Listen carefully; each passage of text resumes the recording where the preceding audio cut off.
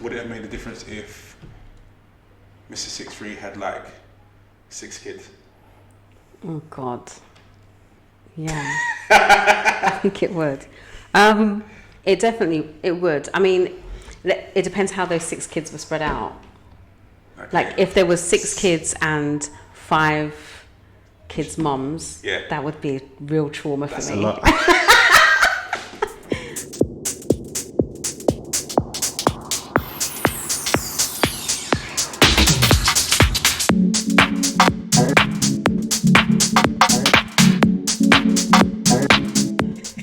Good morning, good evening, good afternoon, whatever it is, wherever you are. Welcome back to the Couple School Podcast. I'm joined, as always, by the lady of self-love herself, Charmaine and Andrew. Hello, guys. How are you doing? I hope you're good.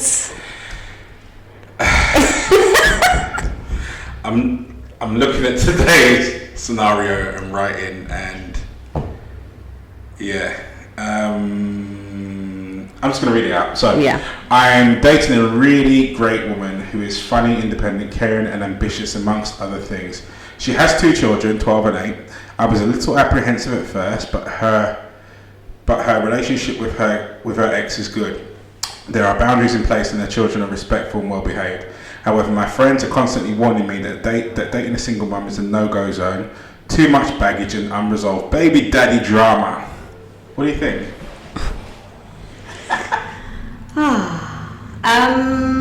I think it takes a very special man to date a woman who has children.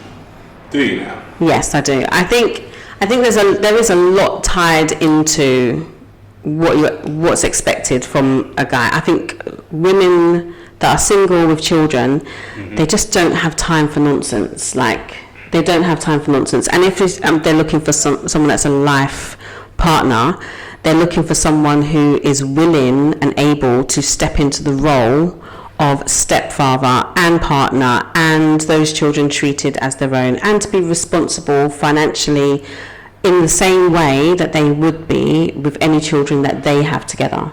I don't think that many men are emotionally mature and ready to take on that thing, especially when the actual birth father is still present every other weekend or whenever. I think it takes a really confident and special person to be able to step in that role and be comfortable with it as a life partner. I think it's an easy thing to do if you're just having fun.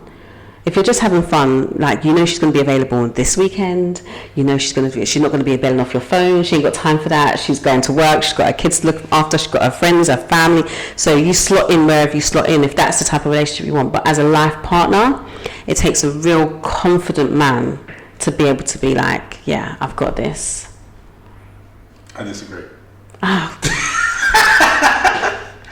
I don't think it's necessarily got directly to do with the confidence of the guy. I think it's the emotional maturity to deal with the extra stuff that comes with it. You know, you mentioned the father of the child still being in the picture. That's a thing for a guy to get your head around, because normally you wouldn't tolerate another guy being in a proximity where they are close to your missus. But in this respect, you have to, you know, they're going to have conversations, they're going to have to spend time together. If the school calls and says X, Y, and Z, the two of them are going to have to be there because they're the parents. And I think the other bit as well, for a dad stepping into a situation where the kids aren't yours, you've always got to remember that the kids aren't yours, you know, and that, you know, that you've got to work on the bond between them, and you've also got to make sure that you don't step on the toes of the dad. So there's all sorts of things that kick into play with that, in terms of you being the man of the house. And I do use that in inverted commas, because those titles really are whatever they are now. But for you being the man in that relationship and in that space, your wings are slightly clipped when it comes to being able to operate and maneuver how you would do, say, for argument's sake, if the kids were yours. Because you've got to be mindful of this entity that doesn't live in this house, and also mindful of your other half, to make sure that you're not making her feel awkward because of anything that the kids may go back and say to dad about how you were with them and X, Y, and Z. So I'm not necessarily saying it's. I think most men are confident enough to step into that situation, but you have to be emotionally mature enough to deal with the consequences and the implications that come with that situation, to be able to manage it effectively. And also the communication between you and your other half has got to go up tenfold, because you've got to talk about emotions that aren't actually attached to you, because they're attached to the kids and the ex that's outside of, well, not even outside the circle, sort of half in and half out of that circle. Everybody's emotions have got to be taken into consideration for everything. Where you go on holiday, what schools the kids go to, whether or not you move from one place to the next. All of that now has to be filtered through the different layers of people for authorization stroke agreement to. So yeah, I think it's just confidence. I don't know. I think maybe it's not confidence. I don't know, but I think it does take confidence. But I also think all of those things that you mentioned, things like, it's not my kids, blah blah blah. Me personally, when you step into my home as my life partner, and I get the bond that has to be built, and I get that, but there is a conversation that happens with your children.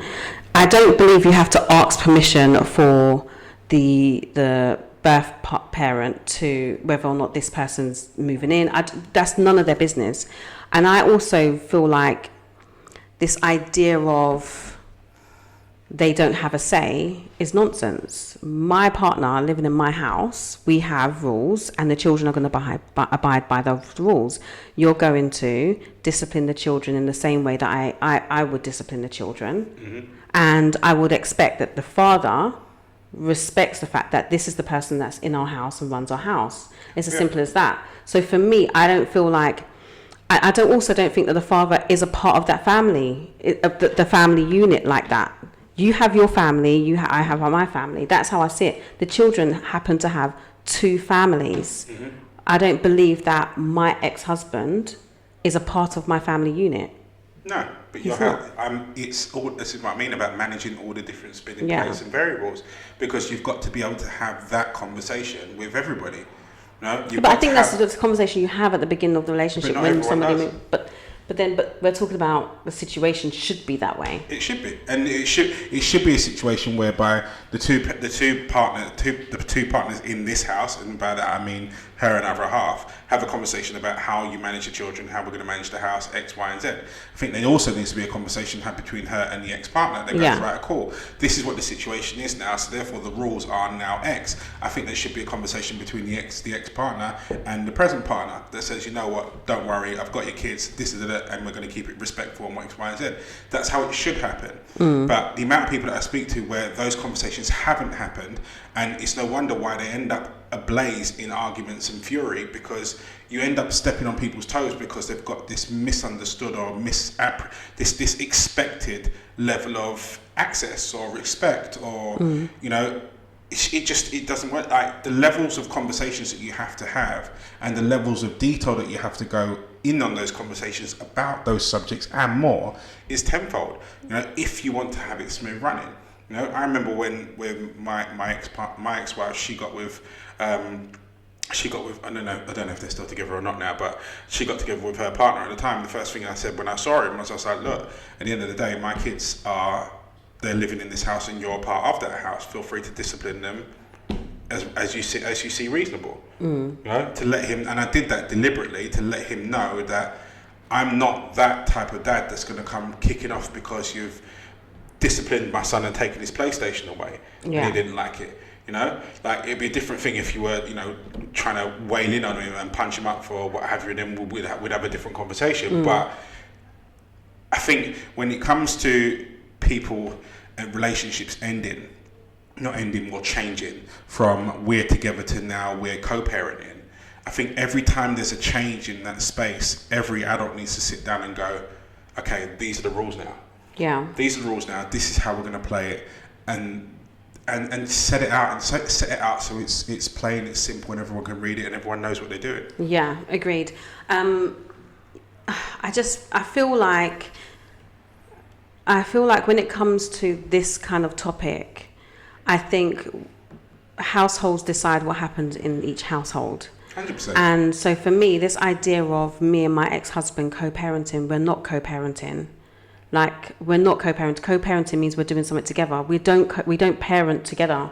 We used to parent together. There's no joint parenting here. I parent in my house and he parents in his house. He has rules in his house that I don't have in my house. And I have rules in my house that he doesn't have in his house. And I know a lot of people goes, no, it has to be continuous. No, it doesn't have to be the same. Children are resilient and children need to learn that in different environments, there's different rules. And so in this house, you can do that, but in that house, you can't. And that's what they have to learn, because in the real world, there's going to be places where they can do things and other places they can't. So for me, what dad sets in his house is his rules, and what I set in my house is my rules. I trust that he's going to do what's best for them, and he trusts that I'm going to do what's best for them. So I'm not going to bring anyone into the situation that I don't think is ready to be a part of his children's lives. I will have a conversation with him about the fact that this is what's happening. I'm not asking you. I'm telling you. This is what's happening. It's true.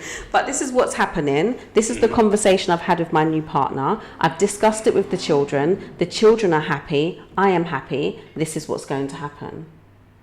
That's it. I've got no disagreement. And so and so when my new partner comes into this situation, we have a similar conversation of, at this point, the beginning of our relationship, or the beginning of you being a part of our lives, is about you building a bond with the children and seeing how that works and all of that. Like, I remember someone sent me a voice note talking about, what if the children turn around and say, oh, you're not my dad, and blah, blah, blah. And I was like, but then my children would not say that. No.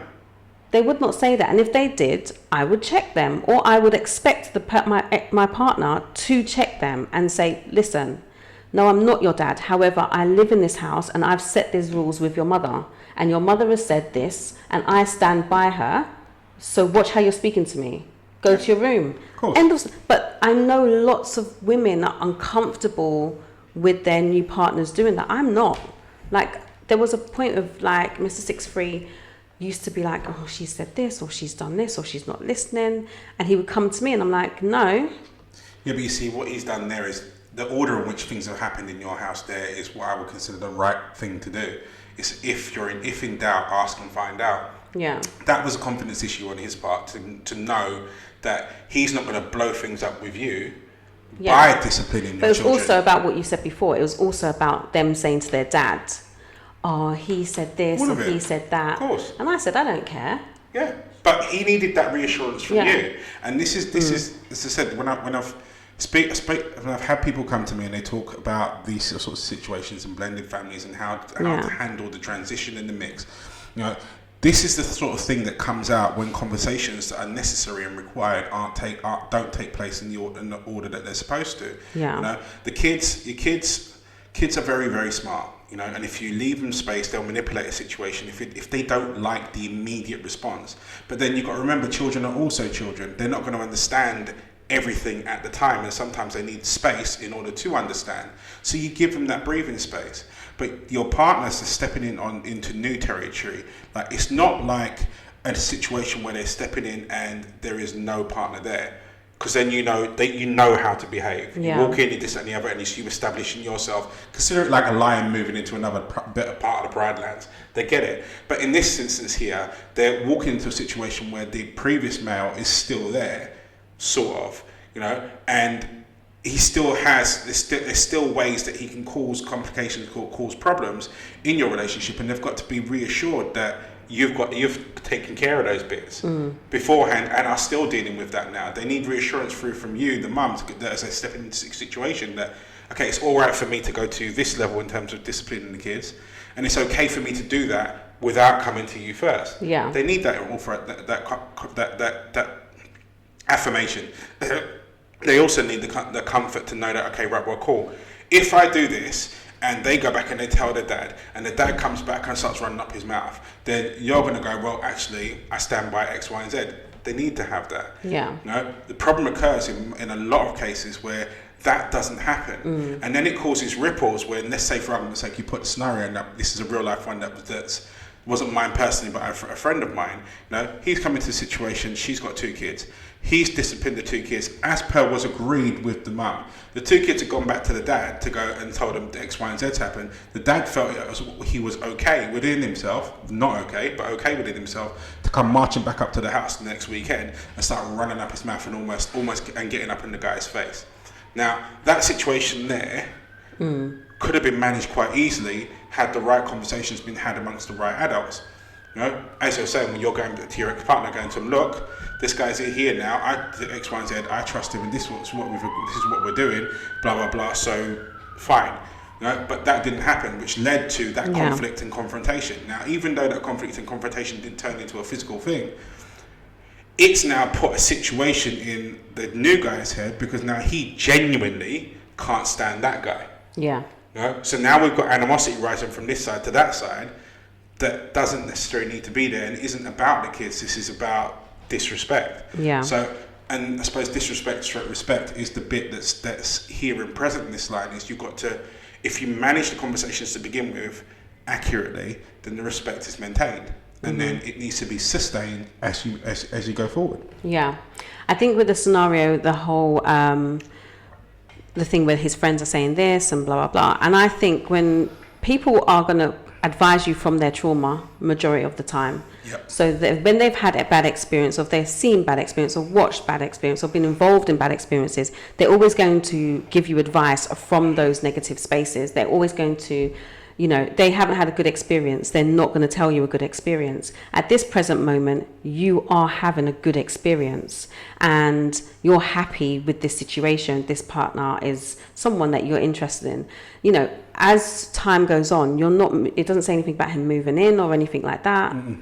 So at this point, you're just learning about, developing bonds with both your new partner and her children, and then you'll see where those go. That will then be a conversation between her and the children's father about the fact that you are now the person she's seeing, you're the person in the children's lives, and so forth. Yeah. It's going to be fine. I don't think it's going to be an issue if, as you said, the right conversations are happening. The problem is that we find generally, as we talk about relationships, is people are not having the right conversations. It's very, very simple to me. I just don't understand. And also, I just don't understand this whole ex-partner just always being involved in the lives of I don't get it.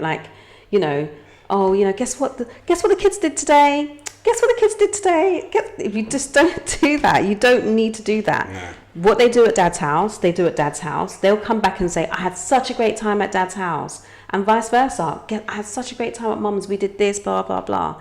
It's you don't have to be checking in constantly. Allow the children to grow in their spaces. You know what I found really interesting as well? My daughter, the eldest one, said to me that she feels that she is at an advantage having 2 families. And I never saw it that way, I always felt like she's gone from being in a 2-parent family to being in a single parent family to being now in a blended family, like both 2 parents in our house and 2 parents in the other house. Yeah. And she feels like she's made it. Like for her, that is to her better than when she had 2 parents in one house. I can completely see that because she's got the complete package on both ends, and you've got sensible adults involved in it that have got their emotions in check, and no one's still sort of lusting or wanting after the other people. It's a clean break. Yeah, it's a clean break, and then sustained houses in the end, and everyone's respectful of each other. So I can completely see where she's coming from that. Yeah, I think. I'm biased, but I think blended families are good, and my experience of it is good. But I do think it's because I've had the conversations, and they've not always been easy. But I just think with this situation is very, very, for me, is very, that's a very positive situation. I can't see anything negative apart from the voices of other people. Well, I think you've always, as you said earlier on, you've got to be very mindful of people that advise you, through their feelings and via their broken hearts. Don't trust anyone that attempts to give you advice that starts off and leads with what they did rather than being more interested in what's going on for you. Because if someone's listening to your situation right there and hearing all the positivity in there, no one really logically that was actually listening to you is going to come back with you should stay away from baby mums and come up with a general comment, because this clearly isn't the general context. As we've said earlier on, there is nothing wrong with there's nothing wrong with stepping into a situation or a relationship where there are kids prior, as long as the adults are adult enough to have the adult conversations to all of the parties that are required to let everyone know where they stand. No, the times that you have issues is where someone's still got an attachment or wants to have an attachment, or someone's still got feelings and they haven't quite got over them, or someone's still hurt, you know. Like when there's those sorts of things there, then again, it's different levels of conversations. You've got to be willing to do the true art of compromise, not an IOU. And that means having a conversation until you get to a mutual agreed point, you know, and you've got to be respectful of everybody's feelings. You know, the lady that's got the kids, you've got to be respectful of your new partner's feelings, and as much as you might not want to hear it, slightly respectful of your ex-partner's feelings as well. I'm not saying you have to bend to his, by any means. I'm not saying he needs to be taken as a point of consideration in the deliberation of what you're doing in your present relationship or your house, but you do have to give him the respect of informing him that this is how it is, this is what it is, and this is what's changed. It's not, again, I can't reiterate this enough, it's not to say that he has a say in what's going on, but he does have a right to understand what's going on. And that way you can, at least then you've done your best to mitigate any flames, sparks, or what have you that might kick off later on, because everybody understands and everybody's on the same page. Yeah, agreed. I have a question for you. What's Would that? it have made a difference if Karen had kids already? No, it wouldn't. It wouldn't have made the difference in terms of me stepping into a relationship with her. It would have made a difference on whether or not we had kids ourselves. Right? Because when I was splitting, or you know, when you sort of get in your head that split's coming, that you made up your mind, right, it's going to happen. When I hit that point with my ex-wife, I was just like, if I got together with someone that didn't have kids, I had no right to tell them that they couldn't have them. That was just my thing. So when Karen and I got together, we had the conversation about kids, and she initially said she didn't want any. Yeah. At which point I just said, fine. Thumbs up. Exactly. Fine, I've got my 3, I'm done. But when she changed her mind afterwards, I was just like, fine. So then we had Matthias, and then when I looked at Matthias with his siblings, and then I looked at him when he was by himself, I was like, nah, man, he needs a playmate. So that's how Xavier came about. Yeah. Yeah. But I think you've got to, when it comes to the whole subject of children and also relationships, like, I'm a great believer in you need to make these big decisions under consultation of others, but independently yourself, and go, right, well, is this what I want to get into? Is this where I want to be? And then once that decision is made, then that's it. Right? Yeah. That's it. Yeah. Would it have made a difference if Mr. 6'3" had like 6 kids? Oh God. Yeah. I think it would. It would. I mean, it depends how those 6 kids were spread out. Okay. Like if there was 6 kids and 5 kids' mums, that would be real trauma for me. That's a lot. I don't think I could do with more than 2 ex-partners, 2 kids' mums. Okay. It's a lot. It's a lot. I fulfilled that quote. I've only got 2. Outside of You got 2, right? 2 outside of Outside, yeah. Right. So for me, like, I just think it's a lot to navigate, because it's also not easy from a mum's perspective for a new woman to enter the scene, because with the men that enter the scene, it's like they're the ones that spoil the kids and they do the fun stuff and blah, blah, blah, blah. Yeah. But mums are the maternal. So for a mother, another mother coming in, it's like she's going to take the mum role. It's like... I think I see where you're coming from, and I'm not discounting or discrediting it in the slightest, but I'm going to add to it, because I think it's both. Because for, like, I've seen all of my friends, right? They're different calibers of dads, so they're in different ways. So they're all good dads and all good guys, but basically where your spirit takes you is, it would be the bit. So I've got friends of mine that are really good at football, so they're out there with their kids kicking ball, this and the other. And sometimes I look at them, I'm like, oh, maybe I should be doing that. Like, the thought of running around on the pitch in the cold, in the rain, that really doesn't appeal to me. Yeah. You know, I've got some dads that are they're the costume type of guys. So they're the dads that will dress up as Santa and dress up as Superman and this and the other, and run around the house with their kids. And I look at them like, sometimes I look at mine, I'm like, you're not missing out. And it does play on you, because sometimes you think, right, well, I want to put my best foot forward as a dad, and am I doing that by not doing this? Yeah. You know, but then you're like, and it's also like, funny enough, we're at Karen likes to eat outside. I hate eating in picnics. Can't stand it. Sitting on the grass, wasps, flies. I'm not an outdoor eating type of person. Yeah. I do it begrudgingly, and unfortunately, sometimes that's written all over my face. Yeah, I can't. I hate bugs. I despise insects. Really, really despise them. I'm that guy that would walk around with bug spray if I could and kill everything in sight.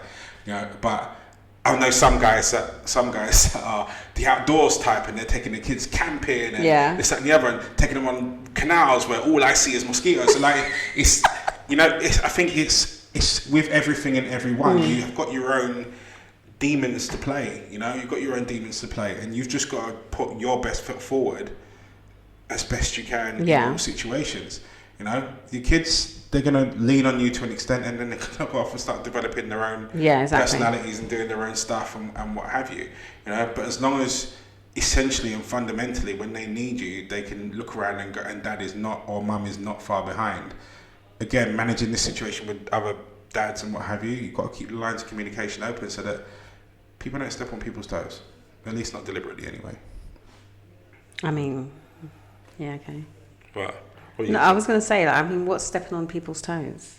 What does that mean? What does that consist of? I mean, stepping on people's emotions, let's say for argument's sake, let's say like what I'm saying here. Like, so for me, like the dressing up as a, I don't know, Superman or what have you. Or so if your ex's partner was dressing up as Superman? No, I've got to keep, what I'm saying is I need to keep my feelings in check about that. And okay. This is not just something I'm projecting out, it's something I'm projecting inwards as well. For me as the reasonable adult, or me as the dad in that chain, wherever it is it may be. Yeah. I've got to really pay attention to myself. So the information that's coming over is just as much to keep me informed, but also to keep me informed as to how I need to behave and contain myself and make sure that I'm not spiraling. Yeah. You know? It's when you don't know, people can just, you start acting out because your emotions start taking over your logical thought processes. Yeah. You know, so the more open the book is, the easier it is for people to manage other people and themselves.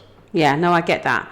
I think in the beginning, like I always was happy with the choice that my ex had for the new partner. I was like for it. I was like, yeah, I like that one. This one I like. The ones before, no. This one, this is the one. You stay with her for as long as possible. You're not allowed to break up with her till the youngest one is 18. This is it. This is it. This is the right one. But I also was aware of the fact that I'm the disciplinarian mum. I'm the one that does the school run. I'm the one that's having to do this, whereas that's the fun mum. Yeah. So that's the mum that's like, come on, I'll take you here and I'll do this with you and I'll do that with you. And it's like, oh my God, we had such a great time. And it's like, oh, she wasn't at dad's this weekend. It was so boring without her. And I'm like, oh, okay. But then my mindset just shifted. That took me a good couple of months to my mindset shifting that, like, actually, my girls are happy when she's around. Like, that's a positive, like, and, you know, I'm good with that. And I remember there was a time when I just went up to her and I said to her, you know what, when I send my daughter to your house and her hair's untidy, please just do it because she's yours when she's not with me. And she's like, oh, cool, okay. Can you imagine how that made her feel? I don't know. Okay, but I know some women have a real issue with other women doing their hair or doing. I think that's to do with what we were talking about before about them taking over the mother role. Yeah. Yeah. But I think when someone's got a fear on one side, there's always a reflective fear on the other. Yeah. So if you're fearing, her taking your space as a mum, she's fearing you feeling that you're taking your space over as a mum. So to give her permission like that to go, oh, if you see her hair, blah blah blah, just take care of it, please. You know how much relief that probably gave her, and how much confidence that also filled her with to be able to love your children more. Yeah. You know? And I think that's what we forget sometimes as parents, because we get caught up so much in our fears over this other person being better than us, that we forget that they're worried about showing you up, or how to sit down, or where to stand inside of this situation, because you're the established mum. You're and when I've spoken to dads that are stepping into a situation, they're like, well, he's the real dad.